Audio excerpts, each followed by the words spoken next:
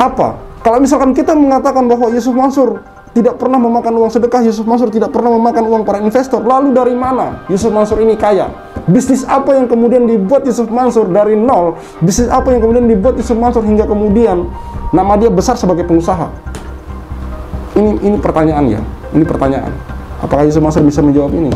Lihat Pak, dengan gampangnya dia udah punya exit strateginya, gitu loh. Itu yang di situ saya gila, ini bukan pintar lagi, ini bukan cerdik, ini licik, gitu loh. Dia udah menyiapkan exit strategi kalau misalnya ini meleset, gitu loh Pak.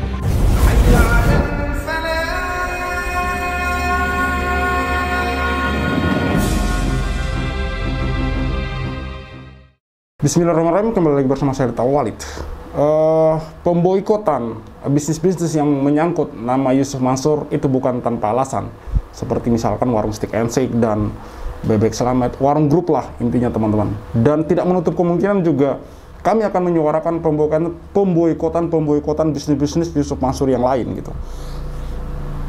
Kenapa kami lakukan itu teman-teman? Sudah sering dan sudah berulang-ulang saya katakan bahwa sampai hari ini Yusuf Mansur tidak menunjukkan itikat baiknya untuk kemudian bertanggung jawab kepada para korban-korban investasi teman-teman. Orang-orang yang berinvestasi karena dirinya teman-teman. Sampai hari ini Yusuf Mansur tidak pernah bahkan mengklarifikasi. Jangankan klarifikasi teman-teman, datang di persidangan saja tidak teman-teman. Kalau ada netizen yang mengatakan, kenapa tidak ajukan saja masalah ini ke jalur hukum? Sudah teman-teman. Sudah banyak kasus yang kemudian masuk ke pengadilan teman-teman, dan sekarang sedang berproses, karena memang kasus perdata itu lama ya teman-teman, bisa 2-3 tahun per kasus teman-teman, bayangin, sementara ada ratusan kasus yang menunggu untuk mengantri.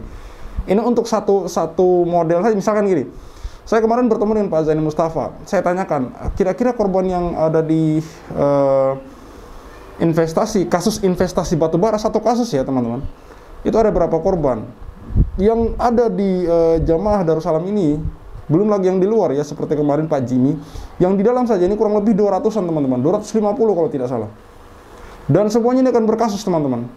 Dan satu kasusnya ini 2-3 tahun. Bayangkan kasus Pak Zaini saja yang kemarin sempat menang di Pengadilan Jakarta Selatan, Pengadilan Negeri Jakarta Selatan, itu sampai hari ini sudah 2 tahun teman-teman, karena ini masuk ke tingkat kasasi. Masuk ke tingkat kasasi, nanti juga ada PK dan segala macam teman-teman, peninjauan kembali, dan ini memang akan memakan waktu yang lama. Makanya saya katakan bahwa pemboikotan bisnis Yusuf Mansur ini salah satu jalan bagi kita untuk kemudian memberi teguran kepada Yusuf Mansur, dan ini saya rasa berefek teman-teman, karena sampai hari ini pihak warung Stick and Shake tidak menunjukkan jawaban gitu, tidak menunjukkan diri untuk kemudian mengklarifikasi apakah benar Yusuf Mansur ini berada di warung Stick and Shake atau tidak. Artinya untuk sementara saya duga dan saya bisa mengambil kesimpulan bahwa Yusuf Mansur ini memang berperan penting di warung Stick and Shake teman-teman. Maka saya katakan bahwa boikot warung Stick and Shake, boikot Yusuf Mansur ini adalah salah satu jalan dari umat. Cara kita adalah untuk mengadili Yusuf Mansur gitu. Sanksi sosial teman-teman. Saya akan menampilkan video lama wawancara Pak Iqbal dengan Pak Darso Arif, di mana Pak Iqbal mengatakan bahwa hal ini itu sudah lama dipersiapkan oleh Yusuf Mansur. Yusuf Mansur sudah lama membuat exit plan, bahkan ketika dia merencanakan ini. Karena menurut cerita dari Pak Iqbal ini, dulu waktu Pak Iqbal ini sering bersama dengan Yusuf Mansur, mereka ada bertiga, Pak Iqbal, Yusuf Mansur, dan Jody Brotosuseno. Jody Brotosuseno ini adalah pemilik utama dari warung Stick and Shake teman-teman. Makanya kenapa kami suarakan untuk kemudian memboikot warung Stick and Shake, karena Jody Brotosuseno dan juga Yusuf Mansur ini sudah lama bekerja sama, yang sampai sekarang kami masih bingung dan kami masih bertanya-tanya dari mana sumber dana warung Stick and Shake sampai bisa melesat dan berkembang pesat seperti hari ini. Sementara menurut Bapak Iqbal sebagai pengusaha atau bisnismen, bahwa bisnis kuliner tidak mungkin berkembang sampai seperti itu. Per 3 bulan bikin cabang baru teman-teman. Dari mana kira-kira sumber dananya? Sekarang kita tanya Yusuf Mansur, dari mana dananya? Dari mana sumber dananya sampai dia bisa berinvestasi ke warung Stick and Shake, sampai dia kemudian bisa bergabung dan mengambil peran penting di warung Stick and Shake? Dari mana? Sementara di sisi lain, bisnis-bisnis Yusuf Mansur atau usaha-usaha bisnis investasi yang digalakkan oleh Yusuf Mansur, yang dibuat oleh Yusuf Mansur, itu ambruk semua teman-teman. PayTrend saja yang melekat banget dengan Yusuf Mansur itu sudah ditutup oleh OJK. PayTrend Asset Management teman-teman, ditutup oleh OJK. Artinya apa? Ketidakbecusan dari Yusuf Mansur di bisnis-bisnis investasi, tapi di sisi lain dia punya bisnis kuliner teman-teman. Dia punya bisnis kuliner yang kita tidak tahu dari mana sumber dana yang Yusuf Mansur miliki sampai kemudian bisa berinvestasi di situ teman-teman. Kan ini aneh gitu. Dan satu lagi, di channel YouTube Hotman Paris dan juga di TV One ketika ditanya sumber dana awal dari Yusuf Mansur ini, dia kebingungan menjawab teman-teman. Ini kemudian menimbulkan opini-opini liar, dan sampai hari ini pihak Warung Steak and Shake, Yusuf Mansur dan Jody Brotosuseno belum memberikan klarifikasi terkait dari isu bahwa Warung Steak and Shake ini aliran dananya adalah merupakan tempat dari Yusuf Mansur mencuci uang gitu. Belum pernah diklarifikasi oleh Yusuf Mansur, Warung Steak and Shake maupun Jody Brotosuseno. Mari kita simak video dari Pak Iqbal yang mengatakan bahwa Yusuf Mansur sudah menyiapkan exit plan. Maksudnya gimana teman-teman? Yusuf Mansur sudah tahu bahwa hal ini akan terjadi. Apa yang terjadi hari ini sudah diprediksi oleh Yusuf Mansur jauh-jauh hari ketika dia merencanakan hal ini gitu. Apa yang dia katakan? Katanya tinggal minta maaf gitu. Mari kita simak teman-teman. Saya boleh selesaikan dulu Pak? Boleh. Ya. Kemudian Pak, saya akhirnya penasaran dong. Saya tanya, misalnya nih Tat, waktu itu kan saya belum manggil Jaman, nggak berani ya, jadi ngomongnya saya manggilnya Ustadz. Ada jadi juga di situ. Misalnya Tat, meleset Tat, ini gimana dong gitu kan? Resikonya apa nih? Udahlah, dengan gaya Betawinya itu. Tenang aja Jaman, tenang aja Iqbal, tenang aja nih. Paling tahu caranya nanti gimana cara meminta maaf kepada masyarakat. Tinggal minta maaf aja, itu beres. Lihat Pak, dengan gampangnya dia udah punya exit strateginya. Gitu loh. Itu yang di situ saya gila, ini bukan pintar lagi, ini bukan cerdik, ini licik gitu loh. Dia udah menyiapkan exit strategi kalau misalnya ini meleset gitu loh Pak. Berarti kan memang sudah ada niat dari semenjak dia memaparkan ide-ide gagasan bisnisnya itu kepada saya, itu dia juga udah sebenarnya tahu ini bakal meleset gitu loh. Karena saya tanya, Pak kalau meleset gimana nih hitung-hitungannya gitu. Si Jody mah di mana aja, jadi cuman ginilah dia mah, inilah utul. Dia itik lah, dia pokoknya itik yang selalu mengikuti induknya itu Yusuf Mansur ini. Kalau saya tuh masih ada vokalnya gitu loh Pak. Saya kalau memang itu sekiranya memang nggak bener ya saya bilang sebentar Tat gitu loh. Saya berani untuk menyela Ustadz Yusuf Mansur ini, si AKA Jaman tadi. Nah saya bilang, kalau maksud gimana? Udahlah, tenang, aku punya ilmu, tinggal minta maaf aja beres. Minta maaf beres, Yusuf Mansur gitu lah. Gaya di situ dia Pak Iqbal mengatakan bahwa jangan sambil menirukan gaya dari Yusuf Mansur. Gampang, tenang aja beres. Ini Yusuf Mansur gitu. Dan di situ ada Jody, ada Iqbal. Artinya jelas bahwa memang ada kong kali kong di antara mereka teman-teman. Dalam hal ini Pak Iqbal memang sudah memisahkan diri. Sekarang tinggal ada Jody Brotosuseno dan Yusuf Mansur. Dan di kesempatan lain, di video-video lain banyak Jody Brotosuseno menyebut Yusuf Mansur ini sebagai gurunya teman-teman. Artinya apa yang kemudian menjadi kecurigaan kami selama ini tidak menutup kemungkinan besar bahkan ini hal yang memang harusnya pihak-pihak tertentu atau pihak-pihak berwenang ini menaruh perhatian lebih, karena ini uang umat gitu. Kalau ini tuduhan kami, kecurigaan kami ini benar-benar terbukti teman-teman. Wow, alam bisawah.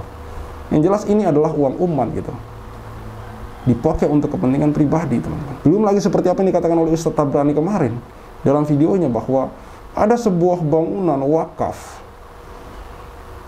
itu sebuah tanah yang hasil wakaf dari umat, itu tujuannya atau pengumpulan wakaf itu untuk sebuah pesantren Darul Quran. Kenyataannya dibangun sebuah warung steak and shake di situ teman-teman. Bagaimana prosesnya sampai sebuah wakaf yang tujuannya untuk sebuah pesantren beralih menjadi bisnis kuliner, dan itu yang punya orang yang sama teman-teman. Ini kan satu keanehan gitu. Dan ini harusnya dibongkar teman-teman. Dibongkar. Jelas sekali di sini Pak Iqbal mengatakan seperti itu, mempraktekkan seperti itu, bahwa Yusuf Mansur sudah tahu bahwa ini akan meleset. Yang dimaksud meleset itu apa, teman-teman? Bukan warung steak and shake, bukan. Tapi bisnis-bisnis Yusuf Mansur lainnya yang hari ini kemudian mangkrak. Investasi batu bara, Paytrend, Hotel City, Umroh Merdeka, tabung tanah, Kondote Moyavidi. Itu dijelaskan oleh Pak Iqbal bahwa Yusuf Mansur sudah tahu bahwa ini akan meleset. Tapi yang jadi kemudian masalah bahwa uang orang mengendap di sana. Kemana uang ini, teman-teman? Kemana? Sudah saya telusuri dan sudah saya riset di Google, sudah saya cari di mana-mana. Itu bisnis Yusuf Mansur yang dari nol berkembang sampai hari ini itu apa? Nggak ada, teman-teman. Saya tidak temukan bisnis Yusuf Mansur yang dia mulai dari nol dan kemudian berkembang sampai besar seperti sampai hari ini. Itu nggak ada gitu. Yang menjadi pertanyaan, apa kemudian yang membuat Yusuf Mansur hari ini itu kaya? Apa? Kalau misalkan kita mengatakan bahwa Yusuf Mansur tidak pernah memakan uang sedekah, Yusuf Mansur tidak pernah memakan uang para investor, lalu dari mana Yusuf Mansur ini kaya? Bisnis apa yang kemudian dibuat Yusuf Mansur dari nol? Bisnis apa yang kemudian dibuat Yusuf Mansur hingga kemudian nama dia besar sebagai pengusaha? Ini pertanyaan ya. Ini pertanyaan. Apakah Yusuf Mansur bisa menjawab ini? Gitu? Gaya gimana lah ya, saya agak lupa karena itu kan saya dosa kan nanti kalau bikin-bikin. Tapi begitulah waktu itu, ingat banget saya gayanya tuh Yusuf Mansur tinggal minta maaf, beres bos, kira-kira gitulah. Dah semenjak itu saya nggak bener nih si Ustadz satu ini nggak bener nih. Oke. Nggak bener ini. Dari awal emang udah niat gitu loh. Jadi apa yang terjadi sekarang ini, dia mengelak sana, mengelak sini, mengelak sana, mengelak sini, itu memang sudah diniatkan dari sudah sejak 10 tahun yang lalu. Dia tahu pokoknya kalau nanti ini meleset dia tinggal minta maaf gitu loh. Tetapi sepertinya dia juga tidak mengantisipasi yang namanya people power. Istilahnya itu people power ya. Ini gerakan kita ini loh. Ya. Termasuk Pak Darso juga gitu loh. Gak usah tipu-tipu, ini dulu ngefans sama Yusuf Mansur gitu kan. Tapi inilah yang nggak diantisipasi sama si jamaah ini. Hati nurani Pak, itu nggak dia antisipasi. Oke, dari segi strategi bisnis diantisipasi, gimana exit strategi diantisipasi. Tapi gejolak hati para fansnya ini loh Pak, ini yang dia betul-betul nggak antisipasi. Kan akhirnya kan terbuka juga hati seorang Darso, hati seorang Iqbal. Ini nggak bener nih kayaknya Ustadz. Puspo, Bapak Puspo, emang nggak bener bos. Karena memang, wah gila, dia memang cerdas sih Pak. Gimana ya, memang cerdas masalahnya. Dia baca bukunya banyak banget. Sayangnya, celakanya, kecerdasannya itu dimanfaatkan untuk sesuatu yang bukan maslahat umat, tapi maksiat. Ini maksiat loh. Masa nggak maksiat nilap duit? Nggak maksiat nilap duit. Ya maksiat lah, nilap duit maksiat lah. Yusuf Mansur pernah mengatakan bahwa dia tidak pernah mengambil uang sedekah, hasil kumpulan sedekah ketika dia melakukan kajian. Tapi di salah satu portal berita memberitakan Yusuf Mansur tercegat di Batam dengan membawa uang cash kurang lebih 4 miliar, teman-teman. Dan setiap perkataan dari Yusuf Mansur ini berbanding terbalik dengan kenyataan yang terjadi gitu. Selalu Yusuf Mansur pernah mengaku sebagai komisaris Grab, ternyata tidak. Pernah naik pesawat sampai 1000 kali dalam setahun, tidak masuk akal. Dan banyak lagi pernyataan Yusuf Mansur yang berbanding terbalik dengan kenyataan yang terjadi. Dia orang yang paling suka hobi meminta orang untuk sedekah gitu, tapi dia sendiri pelitnya minta ampun, teman-teman. Pelitnya minta ampun. Sudah banyak konten-konten yang saya sajikan gitu. Mulai dari salah seorang penjahit di daerah Solo sana, Bapak Fatur, kemudian Pak Suwarto. Pak Suwarto, teman-teman, besok saya akan buat khusus video dengan Pak Suwarto ini, di mana saya akan menampilkan beberapa screenshot WhatsApp Yusuf Mansur dengan Pak Suwarto, menunjukkan bahwa Yusuf Mansur yang memiliki bisnis kuliner berupa warung steak and shake, yang kalau kita lihat dari outlet yang dibangun oleh cabang-cabang yang dibangun oleh warung steak and shake ini, bukan main-main penghasilan dari Yusuf Mansur harusnya gitu. Tapi Pak Suwarto yang menginvestasikan uangnya 10 juta saja di tahun 2013. Lalu kemudian berdasarkan janji setelah 10 tahun akan menerima hasil dari investasi tersebut, di tahun 2023 kemarin, Pak Suwarto tidak menemukan apapun. Janji itu hanyalah janji kosong belaka. Nanti setelah kemudian kami berangkat ke Gerobokan mewawancari Pak Suwarto, mengupload video, kemudian video itu viral, tiba-tiba Yusuf Mansur bisa menghubungi Pak Soeharto dan mereka video call, teman-teman. Ini saya pastikan betul bahwa Yusuf Mansur, kenapa teman-teman? Ada bukti video call mereka, teman-teman. Yusuf Mansur dan Pak Soeharto. Pak Soeharto bisa bersaksi. Saya tidak tahu Pak Soeharto menyimpan bukti video call tersebut atau tidak. Yang jelas Pak Soeharto bisa bersaksi. Saya hanya menyimpan screenshotnya kalau nggak salah, kalau masih ada filenya. Saya menyimpan screenshot Yusuf Mansur video call dengan Pak Soeharto dan kemudian mengembalikan uang kurang lebih senilai 10 juta, teman-teman. Itu saja kurang sebenarnya. Dan kemudian menjadi pertanyaan, berarti ada Pak Soeharto yang lain di luar sana yang mungkin kemungkinan besar belum dikembalikan uangnya hanya karena dia belum viral, teman-teman. Karena sangat jelas sekali setelah Pak Soeharto viral baru kemudian dihubungi oleh Yusuf Mansur, sang bos warung steak and shake. Makanya kenapa, teman-teman, kami akan selalu menyuarakan untuk memboikot bisnis-bisnis yang berhubungan dengan Yusuf Mansur, warung steak and shake, bebek selamat, dan yang lain sebagainya, teman-teman. Kami akan ungkap itu semua.